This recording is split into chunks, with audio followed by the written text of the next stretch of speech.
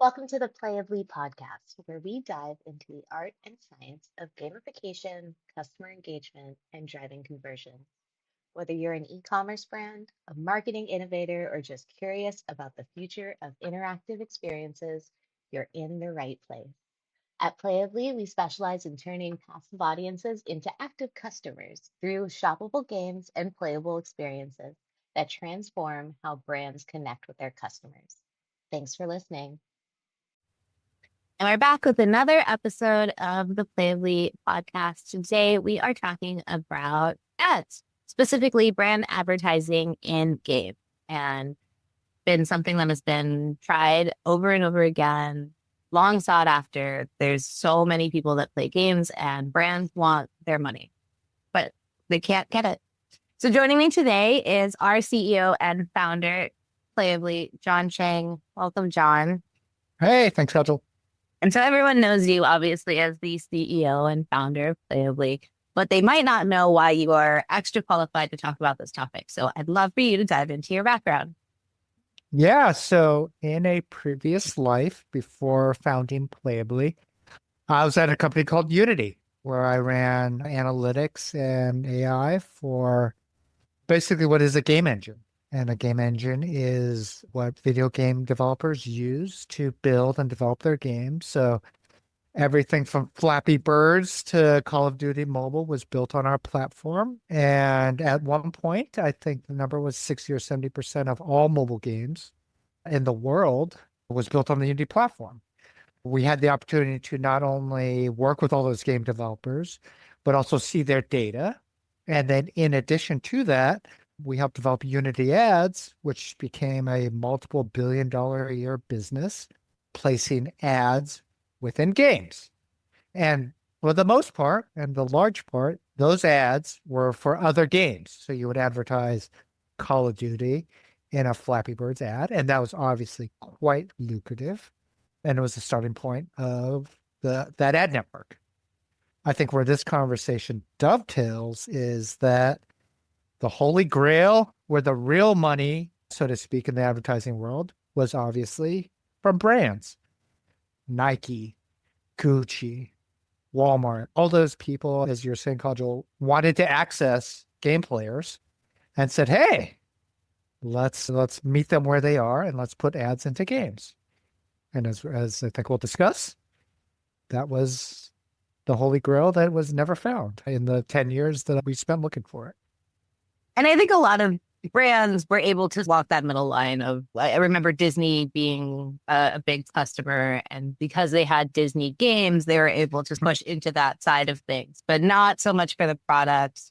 I know that a lot of the vehicles for this was watch this ad and you get coins for the game that you're playing, or you get another life or being able to do that. But that was mostly just for video. And I think I know I would play the video, put the phone face down so I wouldn't actually see the ad, do something for 30 seconds or a minute, come back to it, and then be like, oh, cool, the video's over. And now I get my points. So that's probably, I contributed, I'm sure, to it being unsuccessful.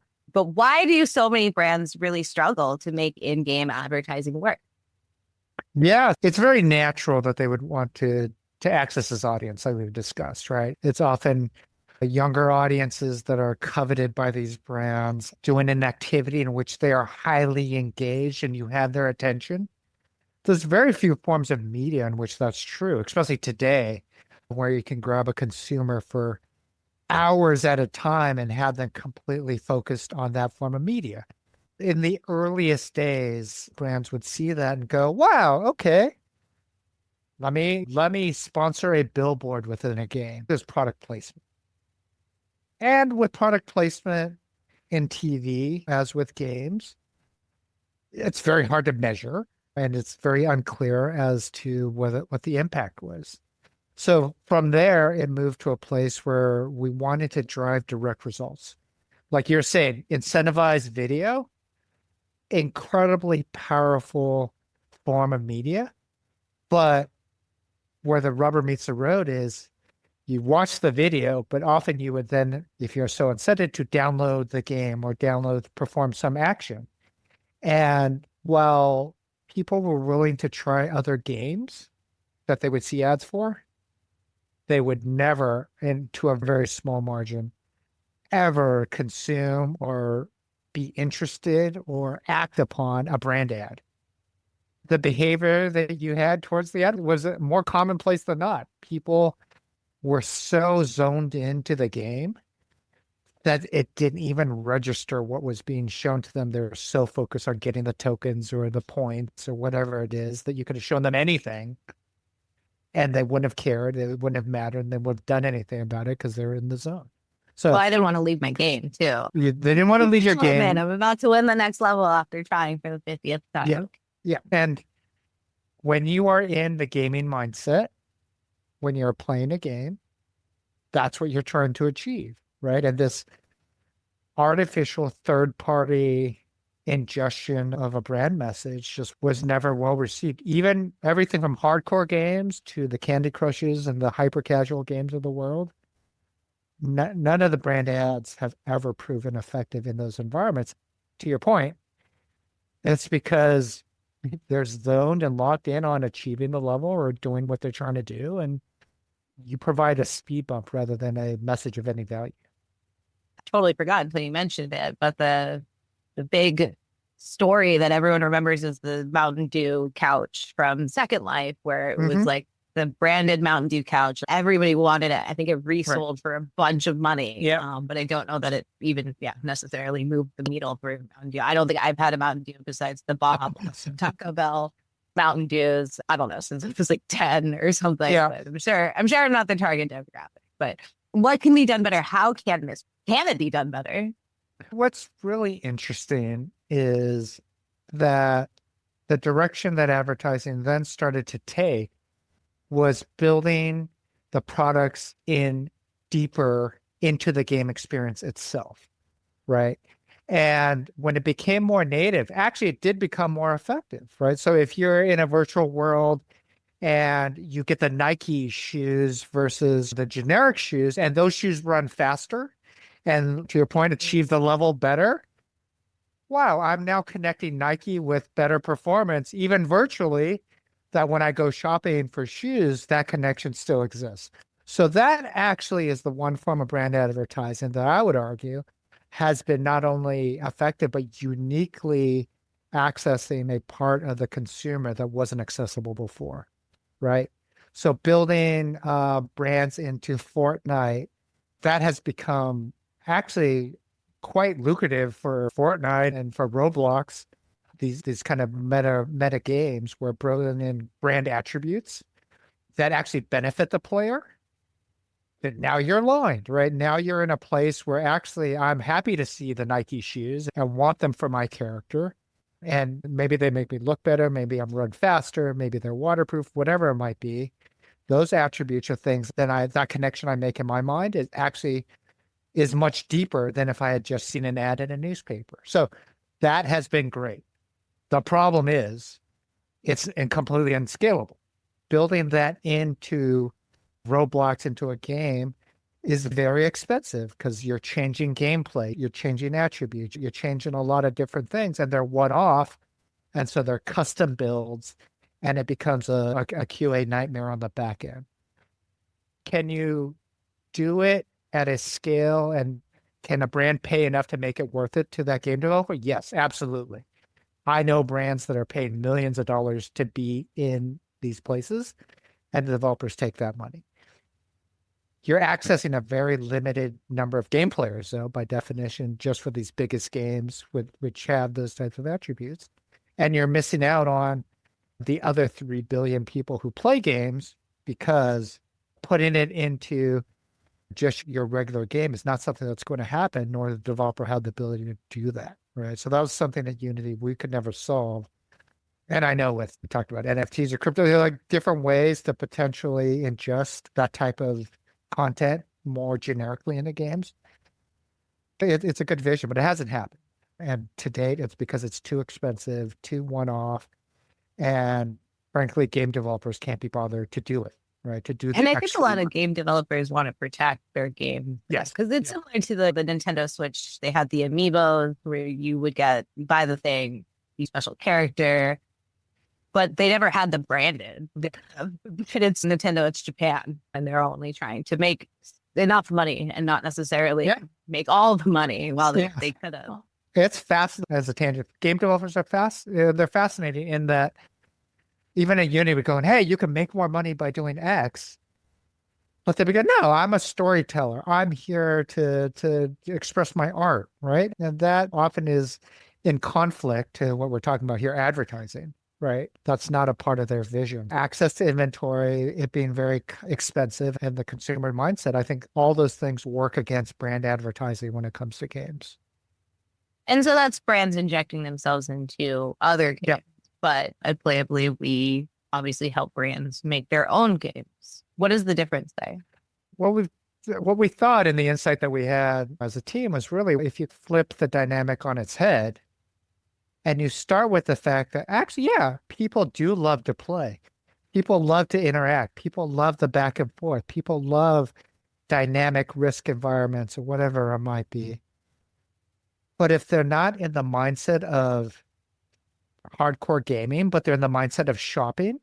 So instead of putting brands into games, put games into the shopping process, the insight that we had is actually shopping itself is a game. When you're out shopping with your mom and you go, oh, hey, look what I found, look what I discovered, or look I got a better price on this than you did. Shopping is a fun experience in many different ways for the things that we love to buy. And if we're able to make that experience more fun by putting in the structure, putting in the incentives, and putting in the rewards in a way that's fun, you can actually get all the benefit of the gameplay that we're talking about before in video games and put it into the shopping process, right? So that's what we mean by shoppable games, right? These are gamification of the shopping process so that we can make something that today is much more static. Shopify is great, but it's made every Shopify site look alike, and every Shopify site is the same. And so where's the fun in that? Like, where's the novelty? Where's the engagement? If we can actually be the platform to build that into the process, the customer journey is that much more interesting. And I think the game psychology doesn't have to really change when you're bringing the brand into it. I remember growing up, we would play when the web was new, when you had dial up and everyone had an AOL email address. There were the websites that you would go to and you just basically play dress up for dolls, and it was different brand. You could be Barbie, or there was like a really popular one. I can't remember, but I love when stores do that too, because putting together an outfit, like you said, like that's winning me. Oh, hey, I made this thing and it looks really cool. Let me share it with my friends. And I know a lot of brands now are like, oh, there's AI. You could put it on you. And I'm like, I can. I don't necessarily want to be dressing up me. I want to be dressing up something because like, I'm not the person that makes TikTok videos of myself. And so like, I don't want to upload an AI me into their world to put the outfits on, but I do enjoy putting the outfits together. So I can see, yeah. And I know every brand that we talk to has really great ideas on games that we could make to help explain something or showcase something that they're really proud of. And it's really easy to think about. Helping them to use games to, like you said, explain the product or show the attributes, right? Going back to the sneaker example where if you're playing a game and it's a race, and yeah, you're seeing how this product that you're looking to buy performs differently in a fun and interactive environment where you're not really thinking about your defenses aren't up when it comes to the messaging, but you're actually experiencing it virtually and you're motivated and incentivized and aligned with winning for that brand. It becomes a way where you can generate a lot of good feelings, a lot of positive reinforcement for the brand in a very native manner, right? And at the end of the day, you're providing a fun experience. You're providing them with something that they want. We've talked about it a million times, but even that horrible gimmicky spinner that is on sites, we've talked to people that keep spinning it, right? And they're like, oh, I'm so close to getting the 20% and the 15%. Whether it's fixed or not or anything on the back end, they're getting a rush of adrenaline where they're watching that thing spin. Now, imagine taking that kind of psychology and building a real, authentic, organic experience for your brand where they're doing things like that, but they're doing them in a way that actually is meaningful. You're 10xing that attention, you're 10xing that engagement, and you're yeah, everybody benefits, right? When you actually put forth an honest attempt to engage and entertain people. And with what content is today, there's no doubt in my mind, the future is interactive. Static content, it's just not going to exist, whether on one end, the metaverse, or even websites today, everything is going to be much more interactive because it has the potential to be, and that's what content people want. That's fair. And I know that a lot of brands, you're mentioning, oh, we can educate and we can build brand affinity, we can have people have fun, but we're also collecting data a lot of the time. Yeah. Which I think not only improves the personalization of what we can serve up to people, as we've talked about, and as we mentioned, as a big plus on using games to collect this type of first person data. People are very happy to, as we say, reveal themselves through play, but essentially give you the information and do it in a non-weary way because nobody completes the survey or Yeah. On average, industry surveys get a 3 to 4% completion rate, right? Videos, 12% if you're lucky. Our games, 90 to 95% of people who start them complete them. And like every time we talk about it, like we have an older brand, case studies on our website of using a Tinder mechanic to really sort out their gene personality. But at the same time, as they swipe, they're showing us and the brand what types of jeans, what kind of fabric, what kind of cut that they're most likely to buy, right? And as they do that, the brand can make better inventory decisions, that they can better understand their audience and how to market to them in a way that if you just had a product page and people came to it and they bought or didn't bought, you would never get.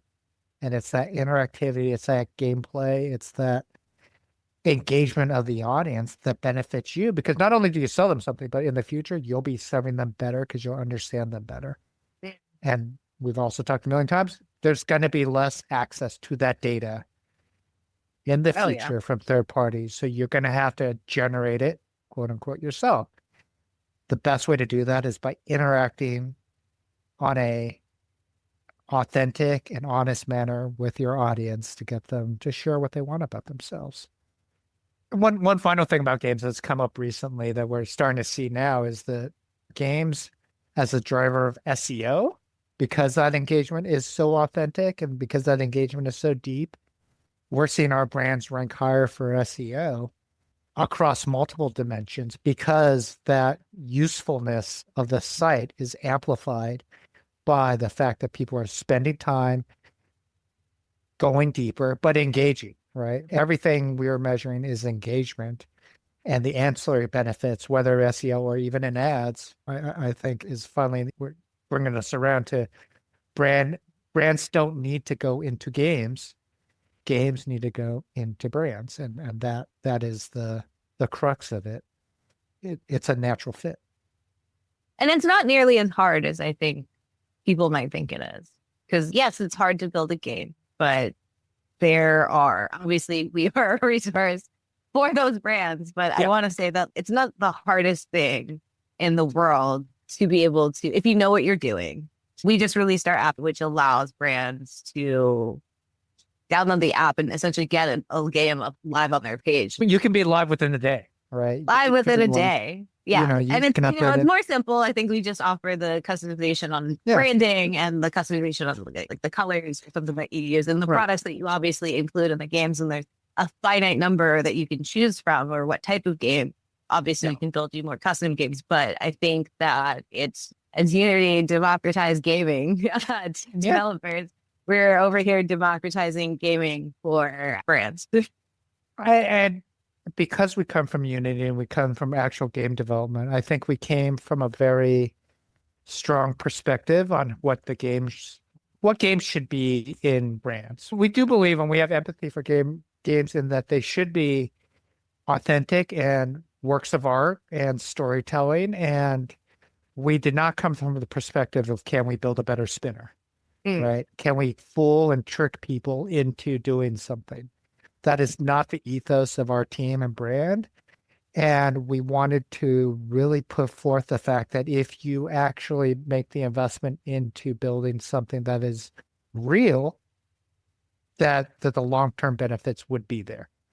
So to your point about the app, we still keep that ethos. We're just making it much more self-service by limiting some of the options. But the product that you get at the end of the day will still be a game specific to your brand that looks to your brand objectives, but tells your brand story through a game that looks completely customized to you.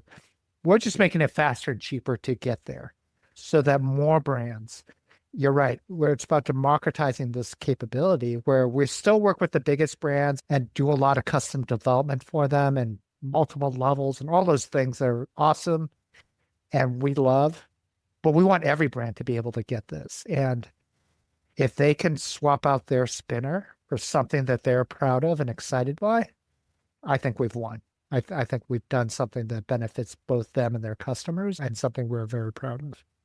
Game playing nerds at heart. Yeah, absolutely. From my 5-year-old kid to my 75-year-old mom, everybody is a game player.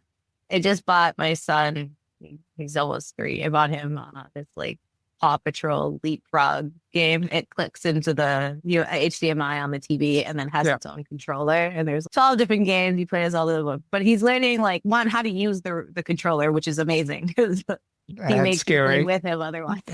Yeah, he's learning going left. He learns left and right now. He knows the direction and stuff. And I love that. This isn't going to be in the podcast. It's just he loves it so much. And I'm like, oh, thank God. Because otherwise he brings me the Switch and he's, I want to play this. I want to play this. And then he gets mad because Mario Kart, he'll pick the character, he'll pick the track. And then the game starts and he's, I don't want to play this game because I don't know what I'm doing. Just pick characters. But this thing is so simple and there's different things. It's up and down, collect the stuff. And he loves it. And I'm like, oh, thank God. Yeah. The next generation is even going to be even more game inclined than my daughter plays games all the time, whereas I think the previous generation of girls might not have been like that. Yeah. It's a new form of media. Thanks for joining this episode of the Playably Podcast. You can catch us next time. And if you're interested in an easy way to test out games on your site, be sure to download the Playably Shopify app. Yeah, it's in the Shopify App Store. In the App Store, and we'll link it on our webpage as well. So be sure to download it, check it out. Perfect. Thanks for tuning in to the Playably Podcast. Ready to engage your customers like never before? Playably creates branded, shoppable games that drive results. Don't forget, mention the podcast during your free demo and get $500 off. Learn more at playably.ai.